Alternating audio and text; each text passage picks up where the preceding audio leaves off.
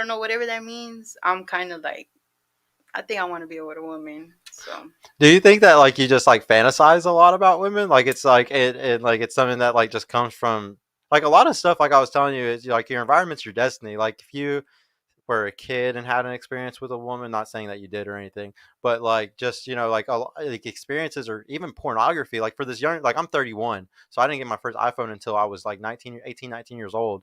The ability to watch porn from your hand, that's a new thing that your generation is having to learn to deal with, and a lot of people were young and able to do stuff like that. And next thing you know, you watch pornography or something. You're like, oh, am I into this? Or like we're animals at the end of the shit that turns us on. Like like I don't know how it is for women, but for guys, a guy can go on a little jerk off trip and then have like 18 tabs open of all these weird, crazy. Shit. You're like, what the? I didn't even mean to get into this BDSM cuck shit. Like, what the am I watching? Like, why did I do this? Like we're animals. Like having that pleasure right there at your fingertips, it's so damaging. It's so scary because you don't like you can think that this is what you naturally want, but really you just influenced yourself, or the iPhone influenced you, or internet influenced you, or whatever it is. It's not really what you naturally want. Like you were kind of saying, you kind of want a family and kids one day, and like I really think that that's what most people want, but we keep getting confused and being like, oh, but this pleasure over here, like it feels really good, like to do this,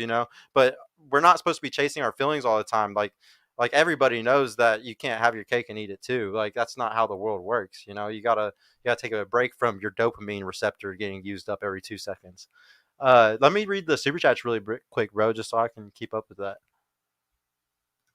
uh we got $2 from Bassett. Thank you, Bassett. Shout out to the PPP crew and the lovely ladies. Thank you, bro. I appreciate your $2, man. Umbre of the House with a 5. Could they accept a proposal without an actual wedding? Can they be a wife without the wedding reception? More important, to be a wife or have a party? Yeah, good questions, bro.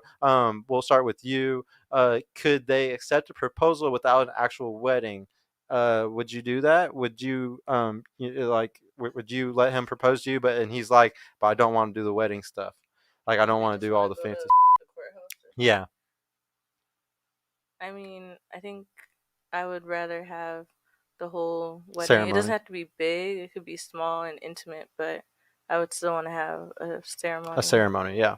And can they be a wife without the wedding reception? You want the reception, you want the party afterwards too, yeah.